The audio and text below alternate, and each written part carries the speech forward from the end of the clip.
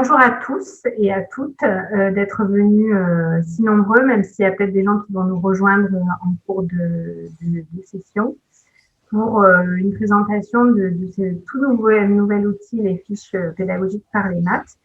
Merci Aveline, merci de nous accueillir déjà dans ce Zoom spécial. On est ravis d'être là. Et comme disait Aveline un peu plus tôt, en fait, on est 3 présentes en ligne aujourd'hui. Donc moi, je suis la directrice du CEFIM. Il y a ensuite 2 conceptrices des fiches par les maths qui sont présentes. Armelle Petitclerc, que vous allez voir quelque part, voilà. Je suis là.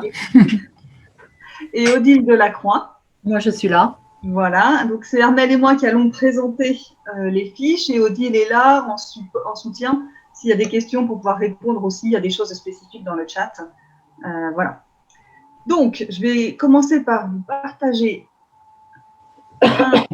une présentation. Voilà. Est-ce que tout le monde voit bien? Super. Donc, d'abord, je voulais vous présenter en 30 secondes, top chrono, le CEFIM. On est un organisme de formation, on est installé à Paris.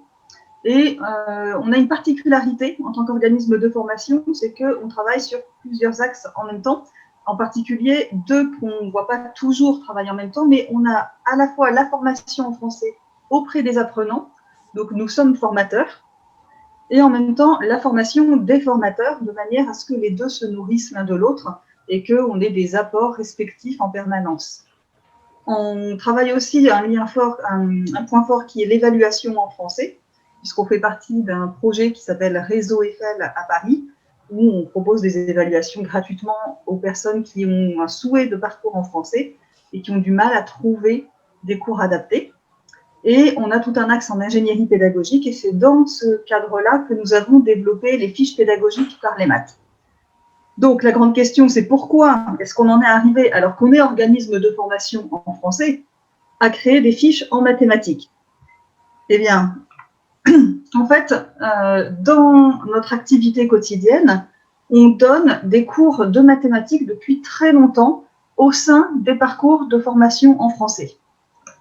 Comme on travaille avec des publics qui ont été pas ou très peu scolarisés antérieurement, et donc peu ou non lecteurs-scripteurs, on a inclus très vite dans les parcours des éléments comme calcul raisonnement logique, repérage espace-temps, découverte du monde de l'emploi, etc., pour pouvoir compléter l'enseignement et ne pas s'arrêter au français qui, certes, est important, mais se relève insuffisant pour un certain nombre de parcours d'insertion professionnelle où on demande aux personnes de maîtriser des fondamentaux en calcul raisonnement logique.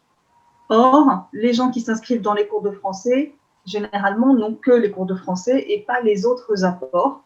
Et quand on n'a pas été scolarisé antérieurement ou très peu, eh bien c'est l'école qui apporte cette connaissance, toute cette conceptualisation.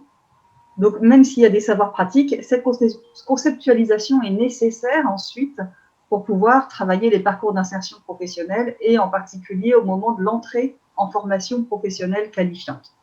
Donc, au CEFIL, on l'a intégré depuis 2012 dans tous les cours, dans tous les programmes longs de formation en français. Moi, à titre personnel, je le faisais aussi antérieurement. J'ai donné longtemps des cours de mathématiques dans d'autres programmes de remise à niveau, préparation de concours, etc., mais dans un organisme de formation en français aussi. Par ailleurs, on a fait le point sur tous les besoins, comme je vous disais. On a aussi longtemps cherché des ouvrages adaptés dans nos différentes pratiques. Et ce qui est compliqué, c'est de faire le tri, puisqu'on retrouve principalement soit des ouvrages pour enfants qui pourraient correspondre à ce qu'on vise comme apprentissage, mais dans l'approche pédagogique et surtout dans les supports de travail, ce n'est pas adapté à notre public adulte. On sait tous que travailler sur compter les billes n'est pas forcément quelque chose qui sera adapté au public. Donc, on va plutôt transférer sur autre chose. Mais qu'est-ce qu'on va trouver du coup?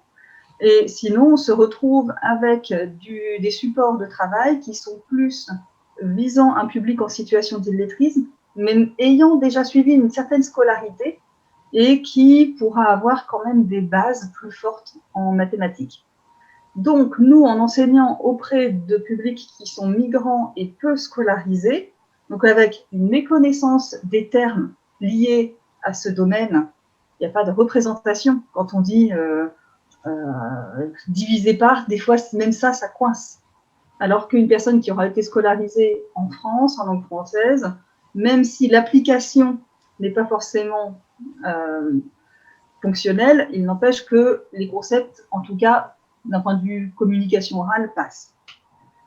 Donc, on a eu ce manque d'ouvrage, et puis on a suivi des formations pédagogiques en mathématiques pour pouvoir voir finalement, si on se met à formaliser tout ce qu'on fait depuis des années, quels sont les axes de travail qu'on peut suivre de manière à quand même avoir une approche d'un point de vue théorique qui tienne la route. Donc, c'est en cumulant tout ça qu'on en est arrivé à pouvoir créer, à vouloir et pouvoir créer des fiches pédagogiques et donc à formaliser toute la démarche qu'on met en place depuis un certain nombre d'années et qu'on teste, mais qu'on n'avait pas pris le temps de formaliser, de conceptualiser non plus. Donc, on a fait en 2019 une demande de financement, c'était la DAEN à l'époque, maintenant c'est renommé la DIAN, sur l'axe de Bob 104, pour pouvoir créer ces fiches pédagogiques avec cette particularité que disait Aveline d'être téléchargeables gratuitement. Comme ça permet d'avoir une diffusion rapide et simple. On a donc constitué une équipe qui a une particularité, c'est que même si on est de formation FLE, eh bien, il y a des profils très différents. Certaines personnes vont avoir un profil plus littéraire, je pense à notre ancienne collègue Eleonora Cecconi qui n'est plus dans l'équipe, ou d'autres de profils plus scientifiques, je pense à Odile Delacroix qui a un profil d'ingénieur dans un passé proche, lointain, tu nous diras. Et du coup, en cumulant les différents profils, mais qui ne sont pas tous éloignés de cette culture scientifique, on a pu à la fois mêler une approche, j'allais dire littéraire, dans le sens où on sort de cette approche du français, de l'enseignement des mathématiques dans l'éducation nationale, pour aller plus vers une approche de l'enseignement tel qu'on fait en FLE, tout en conservant les bases théoriques mathématiques nécessaires. Le public qu'on vise, je l'ai dit, c'est du public adulte, migrant, peu lecteur-scripteur, et donc ayant été peu scolarisé dans sa langue maternelle. On peut adapter ces fiches à un public encore moins scolarisé, mais là, nous, la base qu'on a mise en place, c'est quand même avec des gens qui ont eu, même si c'est faible, une petite entrée dans l'écrit. Voilà, de manière à pouvoir lire les informations données sur les fiches et les exercices qu'on donne.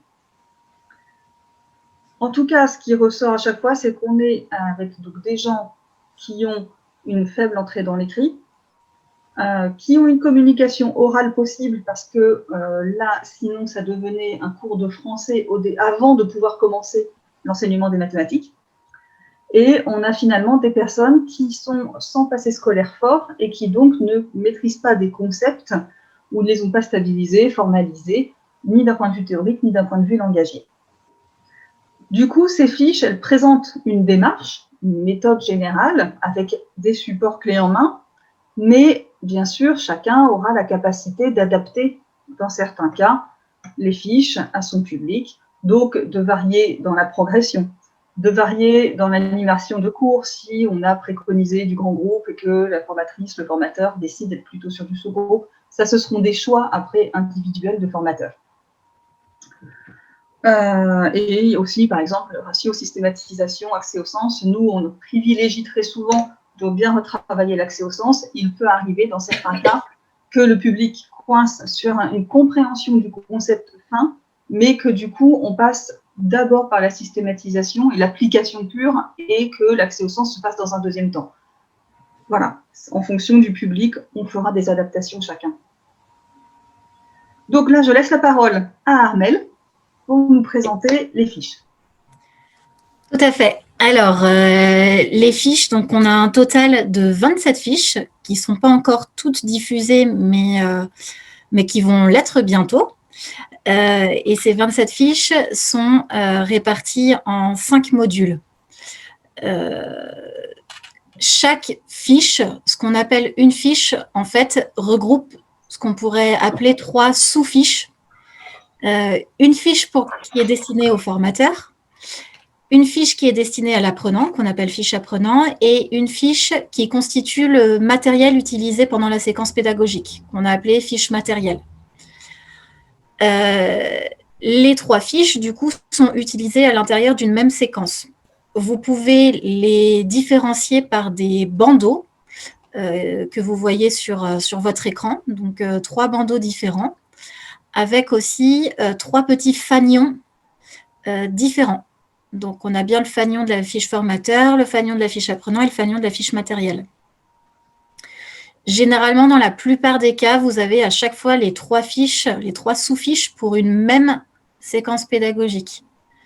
Il se peut, dans certains cas, qu'il n'y ait pas de fiche matérielle parce que la séquence pédagogique ne requiert pas de matériel spécifique, d'étiquettes ou de choses à découper. Voilà, c'est rare, mais ça peut arriver. Ce qu'on appelle par matériel, donc c'est souvent soit des illustrations à distribuer pendant le cours ou voilà, des étiquettes à découper et à donner aux apprenants. Il y a également un autre support qui peut exister, qui est une piste audio, donc un support audio qui sert de déclencheur. Et donc, il se trouve à chaque fois dans le dossier de la fiche. Et voilà, il est en format MP3 et peut tout à fait être diffusé depuis un ordinateur ou même depuis un téléphone portable. En tout cas, une chose est sûre, quand on a créé l'ensemble de ces fiches, on a vraiment expliqué la démarche et expliqué le déroulé de la séquence pas à pas. Et ça nous paraît très important d'animer la séquence pédagogique en ayant pris en compte la fiche formateur et en l'ayant lu en amont. Voilà, une fiche apprenant et une fiche matérielle, on ne peut pas vraiment les utiliser sans avoir lu au préalable la fiche formateur qui explique vraiment le déroulé pas à pas de la séquence pédagogique avec toutes les étapes.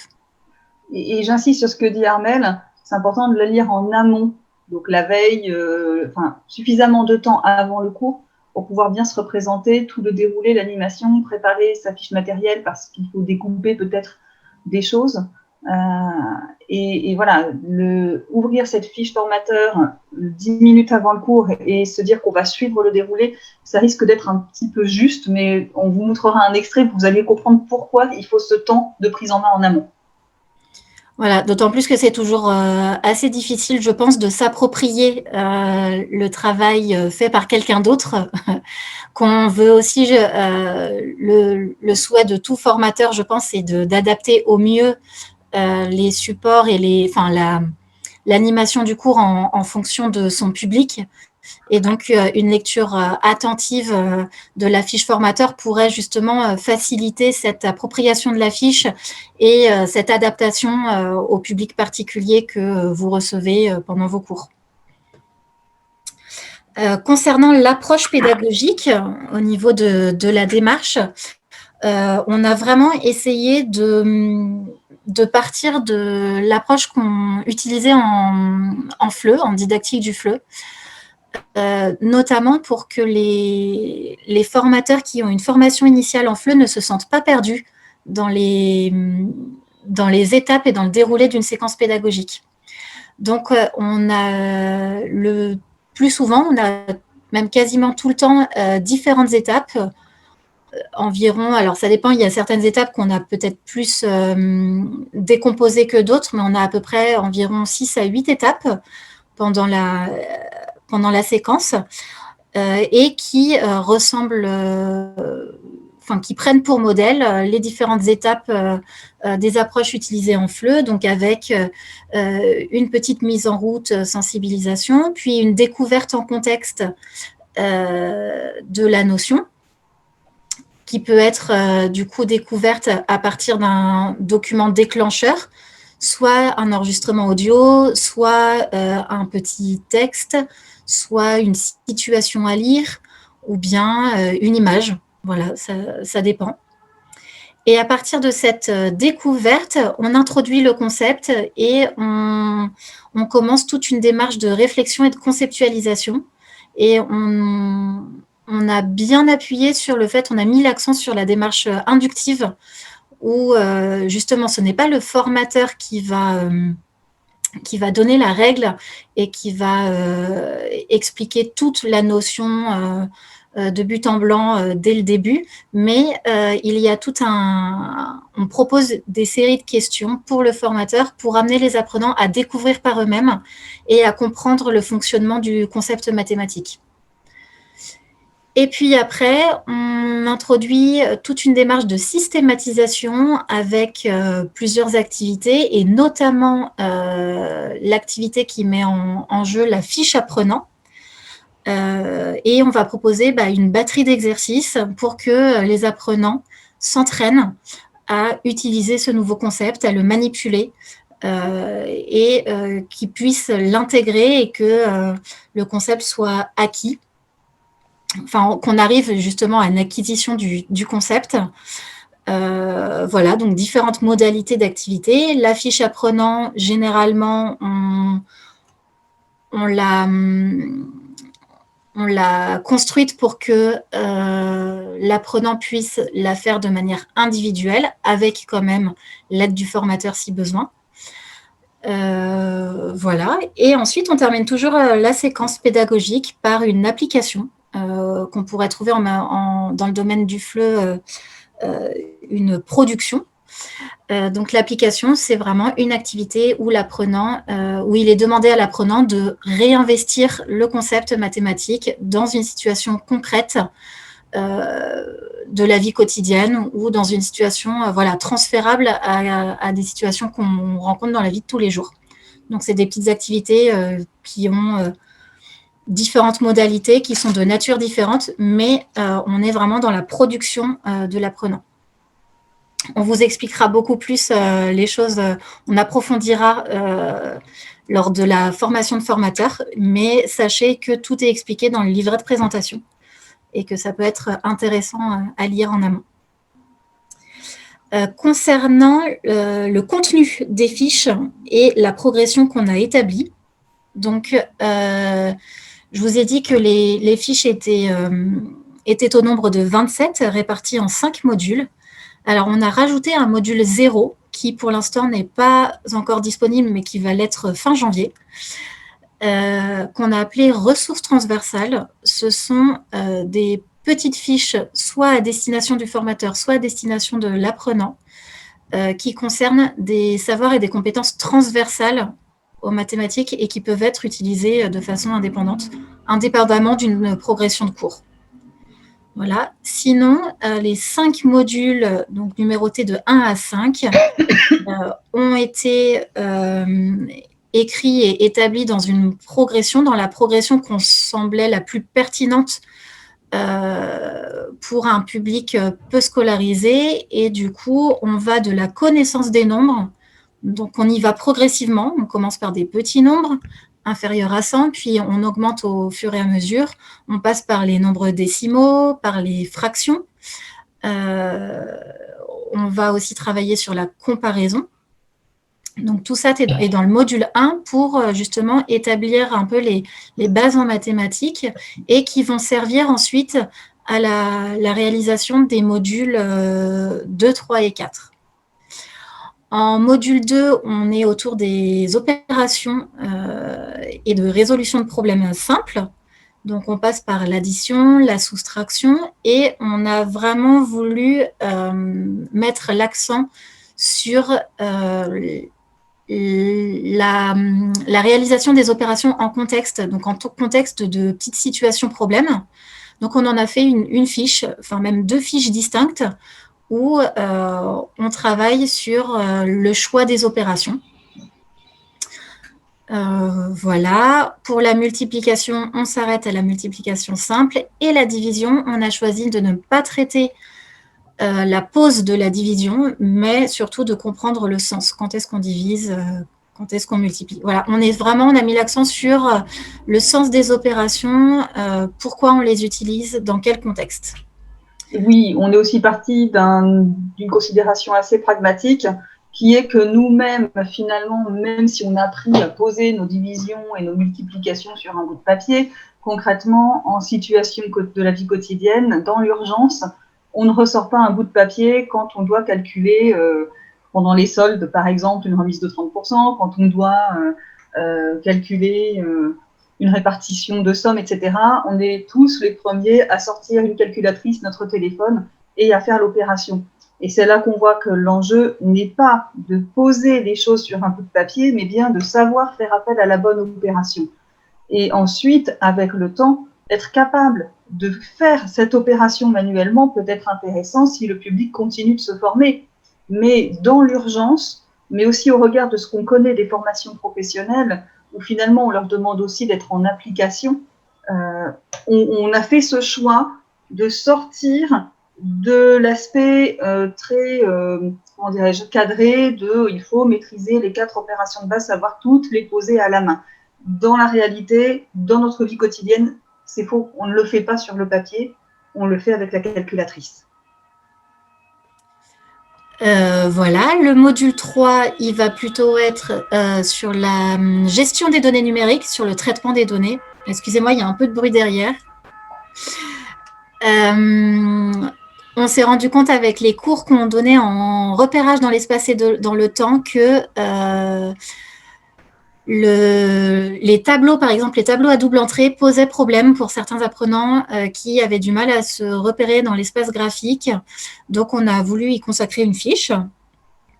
Et voilà, les 2 premières fiches sont plutôt sur les choses visuelles, donc tableau, graphique. Et ensuite, on arrive plutôt à des situations de proportionnalité, de pourcentage ou d'augmentation-réduction. Donc, la progression, effectivement, elle est assez intéressante à travers les modules parce que certaines fiches requièrent des prérequis. Et donc, à chaque fois, ça a été bien indiqué.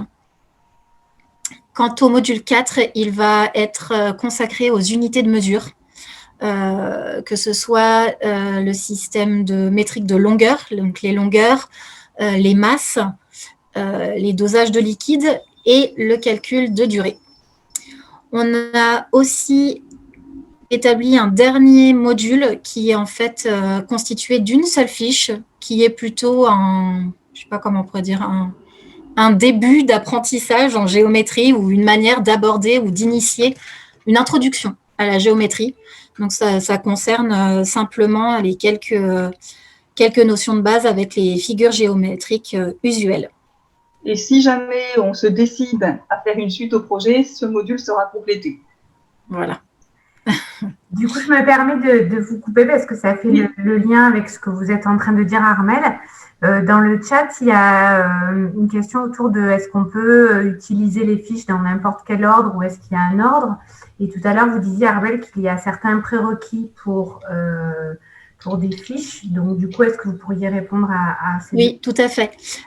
Donc, on a réfléchi à un ordre. Effectivement, il y a des prérequis. Après, tout dépend de votre public. Si vous pensez que votre public possède déjà des connaissances solides en mathématiques ou voilà, que vous avez déjà fait peut-être une petite évaluation diagnostique pour connaître le bagage un peu mathématique que possèdent vos apprenants, oui, vous pouvez introduire, par exemple, certaines fiches du module 3, je pense à la situation de proportionnalité, si vos apprenants ont déjà les notions de multiplication ou de division qui ont été acquises, enfin, qu'ils maîtrisent.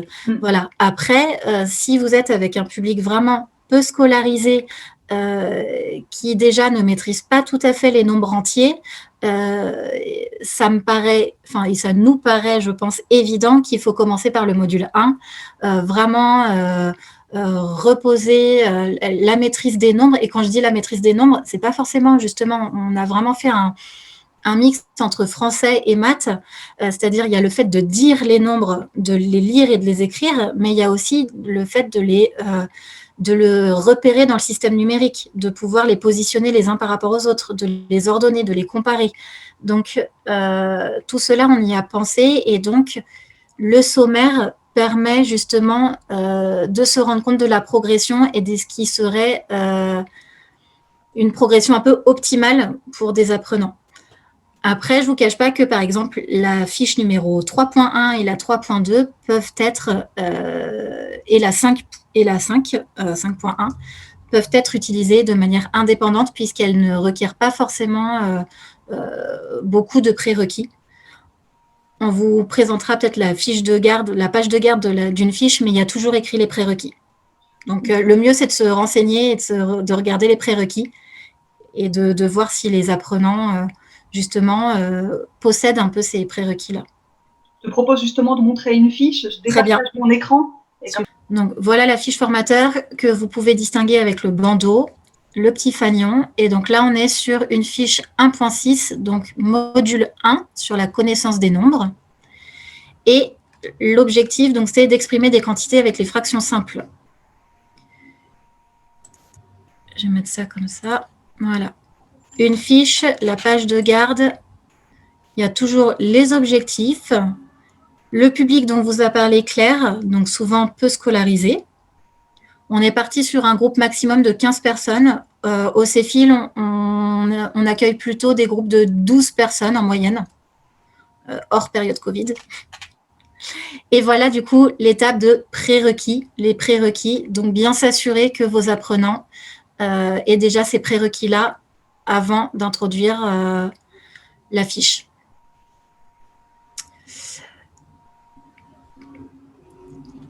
Et ensuite, on vous indique les supports et l'équipement nécessaire, les équipements nécessaires pour pouvoir dérouler la séquence pédagogique. Lorsqu'on vous a expliqué que c'était une animation pas à pas, enfin un descriptif pas à pas, voilà, on vous met toutes les étapes, les objectifs pour bien comprendre pourquoi on propose cette activité. Et ensuite, il n'y a plus qu'à suivre la fiche pédagogique, à suivre le déroulé. Bien évidemment, il n'y a aucune obligation, à vous de l'adapter comme vous le souhaitez. C'est vraiment juste un exemple pour les personnes qui n'auraient pas d'idée. Ça concerne aussi peut-être, on s'est basé sur un type de public, donc peu scolarisé et déjà communiquant un peu en français. À voir comment elles peuvent être adaptées pour un autre type de public. Mais voilà, sachez qu'on a construit toutes les fiches en se basant sur un public qui communique un petit peu en français. On ne part pas sur des débutants orales. Et ensuite, voilà, vous avez le déroulé avec les différentes étapes, les codes couleurs qui sont expliqués dans le livret de présentation et des petits pictogrammes qui vous permettent de vous représenter facilement, enfin, de visuellement voir les informations importantes. Ça, c'est la fiche formateur. Ah oui, à chaque fois, ça va... OK. Maintenant, vous pouvez voir la fiche matérielle que je vous partage.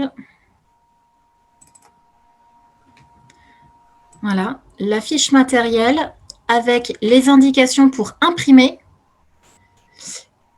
et le matériel à découper quand il s'agit de petites étiquettes, d'illustrations.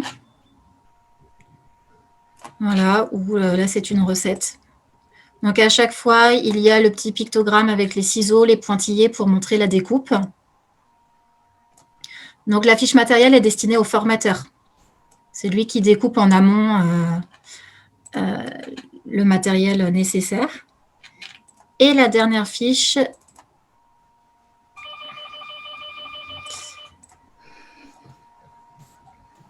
qui est donc la fiche apprenant à destination de l'apprenant, avec souvent un petit rappel ou un petit mémo en première page, et donc les séries d'exercices. Voilà. Et c'est pour ça qu'on disait qu'il fallait s'appuyer sur la fiche formateur, parce que arriver en cours et distribuer directement cette fiche apprenant, eh bien, ce serait perdre toute la partie de mise en route, de réflexion sur le sujet. Et voilà, ce serait aller trop vite sur de l'application, alors que le groupe ou les personnes présentes dans le cours n'auront pas eu ce démarrage de réflexion sur le sujet. Donc, ce serait impossible à réaliser concrètement. Oui, tout à fait. Et d'autant plus que la fiche apprenant représente qu'une partie du cours, une partie même quasiment infime, enfin pas infime, mais voilà, elle se trouve à l'étape 4 du cours, le plus souvent à l'étape de systématisation. Donc, ça voudrait dire que, voilà, avant, normalement, il y a toutes les étapes à réaliser. Parfois, donc, je vous ai dit qu'il y avait un support audio. Vous le trouvez aussi dans le dossier. Ce qui m'amène à parler du coup du téléchargement des fiches. Claire, est-ce que tu peux montrer le site internet? Tout à fait. Alors, le site, est-ce qu'il est bien là? Oui. Donc, quand on arrive sur le site du CEFIL, cefil.org, on va dans la partie projet d'ingénierie pédagogique et on a tout de suite les fiches pédagogiques par les maths. Je pense qu'une majorité d'entre vous a déjà fait l'exercice de téléchargement, donc ce ne sera pas compliqué. On a le livret de présentation qu'on vous incite vraiment fortement à télécharger et à lire, même s'il faut un peu de temps devant soi, mais ça va vous exposer les principes pédagogiques sur lesquels on s'est appuyé et les choix qu'on a faits. Donc ça peut, si certaines personnes se questionnent sur mais pourquoi on a fait comme ça et pas autrement, vous aurez des réponses là dans ce livret. Et ensuite, on va chercher, alors en violet sont les fiches déjà disponibles avec le petit picto de téléchargement et les autres vont arriver. Comme on a détecté des erreurs dans certaines fiches, on a mis à jour certaines fiches et vous voyez nouvelle version et la date de la nouvelle version. Si vous avez téléchargé avant cette date certaines fiches, vous savez qu'il y a une nouvelle version parce qu'on a modifié en fonction des erreurs détectées. C'est des petites coquilles, hein. C'est des petites coquilles, c'est pas des énormes erreurs. Oui.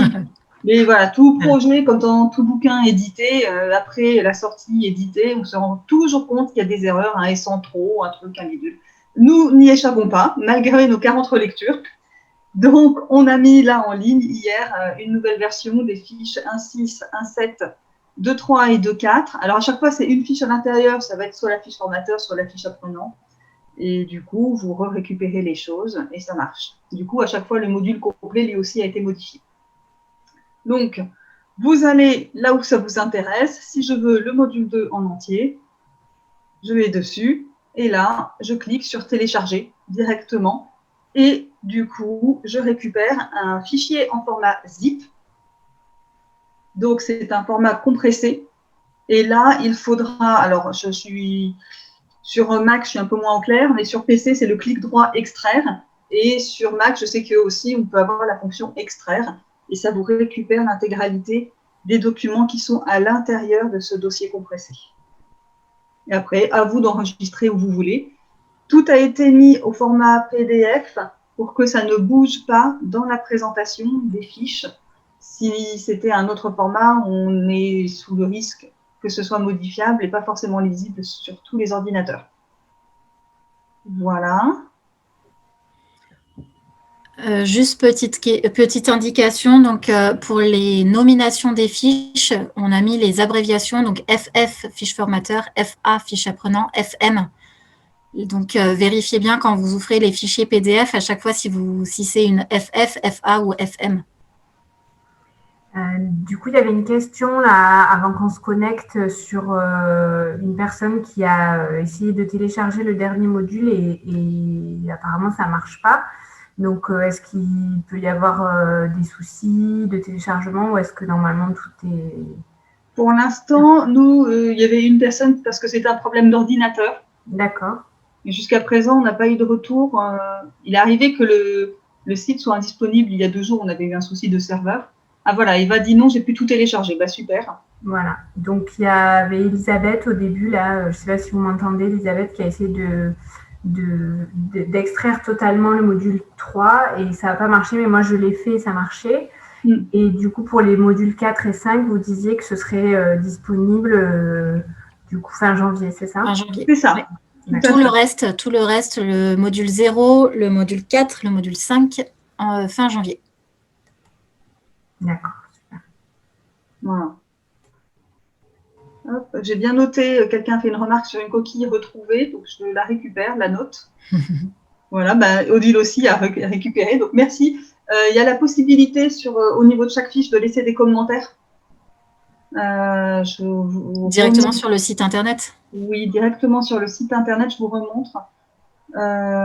J'ai perdu mon site, il est là. Hop. Quand on descend, on a ici laissé un commentaire. Donc là, alors sur le module 2 entier, ce ne serait pas forcément pertinent.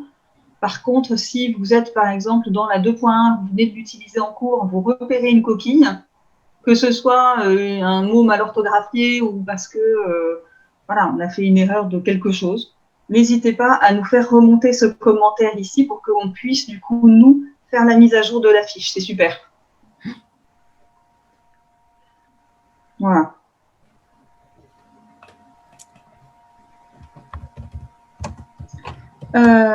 Et du coup, pour terminer, avant de vous laisser la parole avec d'autres questions, on voulait vous donner les dates des prochaines formations. Hop.